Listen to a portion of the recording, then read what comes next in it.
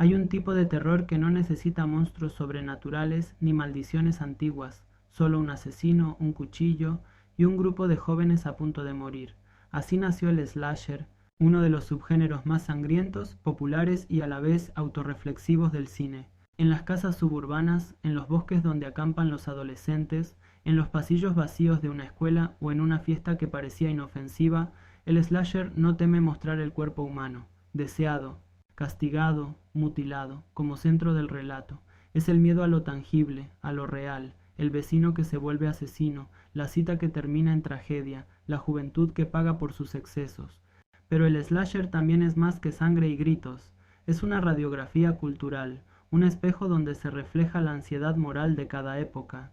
El temor al sexo en los años 70, la represión conservadora de los 80, la ironía desencantada de los 90. En su aparente simpleza, un asesino persiguiendo víctimas esconde un discurso sobre la culpa, la vigilancia y la supervivencia, porque detrás de cada máscara, detrás de cada golpe de cuchillo, hay algo que el espectador reconoce, su propia vulnerabilidad, y eso es lo que hace al slasher tan poderoso y persistente.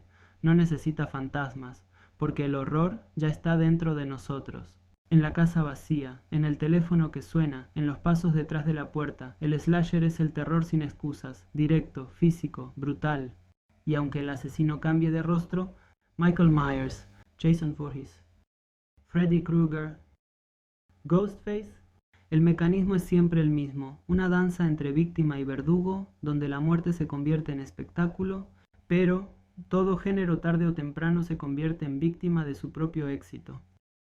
Cuando las fórmulas se repiten, cuando los gritos suenan idénticos, cuando el cuchillo corta pero ya no sorprende, el miedo empieza a perder fuerza, y entonces aparece la risa.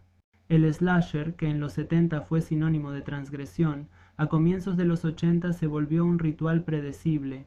Adolescentes imprudentes, asesinatos coreografiados, sexo castigado y una final girl sobreviviendo al monstruo. Era cuestión de tiempo para que alguien dijera: ¿y si nos reímos de todo esto?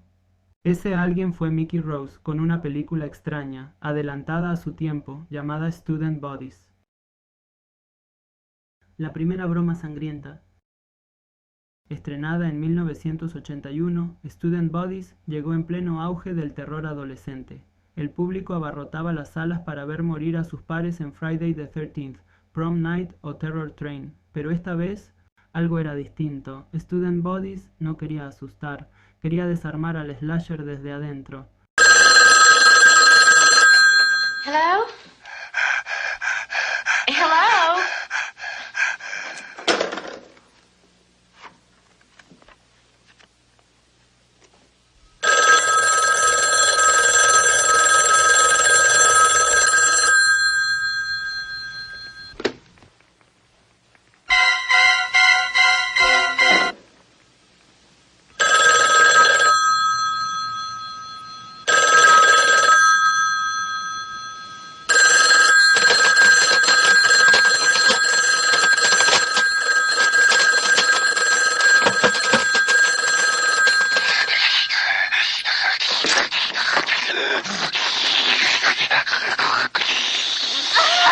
El villano de la historia se llama The Breather, el respirador. Su arma cambia constantemente, una bolsa de basura, un clip, incluso un pollo. Nada tiene sentido, y eso es exactamente el chiste. Cada escena parodia los clichés del género, los adolescentes que tienen sexo y mueren, la llamada telefónica del asesino, los gritos exagerados, la torpeza de los personajes que suben las escaleras cuando deberían escapar. Student Bodies convierte el manual del slasher en una sátira delirante, pero no se limita a la comedia física, es una metaparodia, una crítica a la lógica moral que dominaba el terror. A simple vista la película parece una tontería, bromas absurdas, actuaciones ridículas, chistes visuales. Pero bajo esa superficie hay una lectura más profunda. Cada broma apunta a los rituales morales del slasher clásico.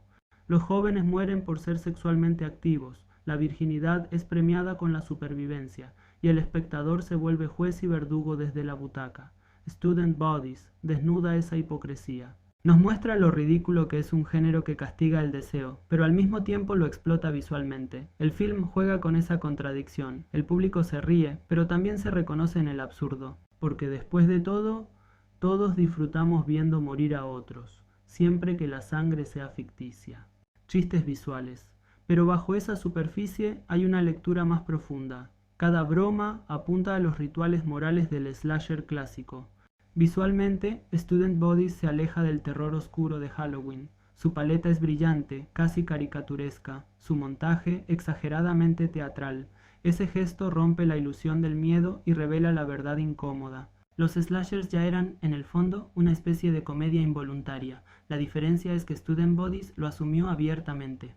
Aunque en su momento pasó desapercibida, demasiado absurda para los fanáticos del terror, demasiado sangrienta para el público cómico, Student Bodies fue un experimento visionario. Su humor absurdo anticipó la ironía autorreferencial de Scream 15 años después, y su espíritu irreverente inspiró a sagas paródicas como Scary Movie y Shriek If You Know What I Did Last Friday the 13th.